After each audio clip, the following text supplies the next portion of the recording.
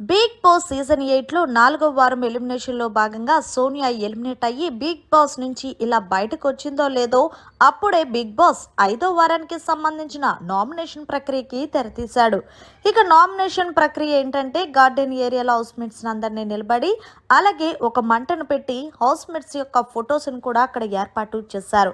మీరు ఎవరినైతే నామినేషన్ చెయ్యాలనుకుంటున్నారో వాళ్ళ ఫోటోని తీసుకొని ఆ మంటలో వేసి దానికి తగిన కారణాలు చెప్పాలని అలాగే ఇద్దరిని నామినేషన్ చెయ్యాలని బిగ్ బాస్ తెలియజేశాడు. ఇందులో భాగంగా బిగ్ బాస్ ఇక్కడ మరో ట్విస్ట్ పెట్టారు. ఆ ట్విస్ట్ ఏంటంటే ఇప్పటి వరకు చీఫ్గా వ్యవహరిస్తున్న వాళ్ళని నామినేషన్ చేయడం లేకపోతే వాళ్ళని ఎవరు నామినేషన్ చేయడం లేదు కాబట్టి ఇప్పటి నుంచి ఆ రూల్ లేదు.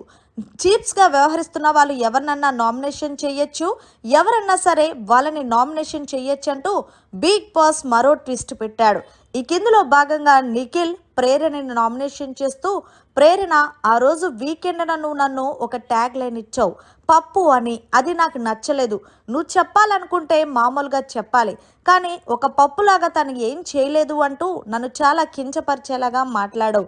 అందుకే నాకు అది నచ్చలేదు ప్రేరణ, అందుకే నేను నిన్ను నామినేషన్ చేస్తున్నానంటూ నిఖిల్ ప్రేరణ పేరు చెప్పడంతో ప్రేరణ ఒక్కసారిగా ఫైర్ అయ్యింది.